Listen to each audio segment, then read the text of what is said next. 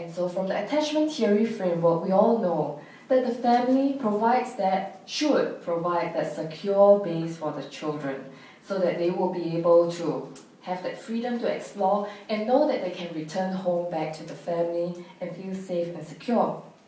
For those who have done well, they have actually found that experience their parents as being supportive and comforting, reliable and available for them, and most importantly, they are present without being too domineering or overbearing. And this is really challenging for the parents, isn't it, because of this particular stage in their lives. So it's a little bit like Goldilocks. The interactions have to be not too much, not too little. It has to be just right.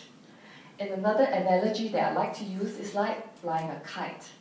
So pulling too hard on the string would mean that the kite won't be able to fly too high, and letting the string go too loose, which means that the kite might fall to the ground or may fly away. Right? So this string is like the symbolic connection between the parents and the children. The tautness have to be just right, and then slowly releasing the string so that the kite will be able to soar into the sky and yet not letting it go.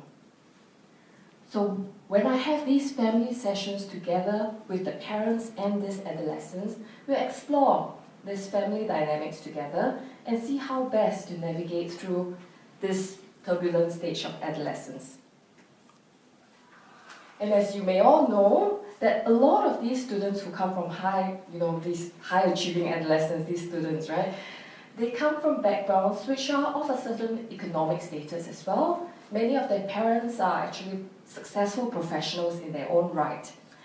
And this is also, very interestingly, a misconception that people have about these adolescents. That the primary reason why they do well is because they are well provided for, and they have a lot of tuition and a lot of extracurricular activities that the parents provide for them. But I must assure you that through the work with them, it is actually not all that true. A lot of them are not the usual spoiled brats and self-centered snobs that we think that they are. Of course, there are some of them who are like that, but there are a good number of them who are not.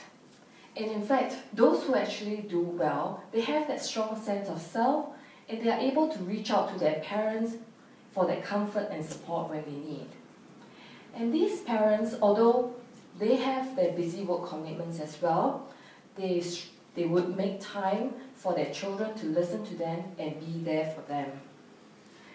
Being Asians, we are typically very critical and harsh. I think some from the western part of the world is also like that. But as you all know, Asians, we have that in us. And so that kind of like pushes people away when we are very critical and harsh. It's difficult to expect that these parents would be less critical, especially since this has been very ingrained in our family of origin. And besides, these parents are not the clients in my session. So when I have the session together with the parents, the work is not to deal with the parents' issues specifically, but to actually repair the connections between the parents and the children, and to see how they can interact differently and change the negative patterns as well.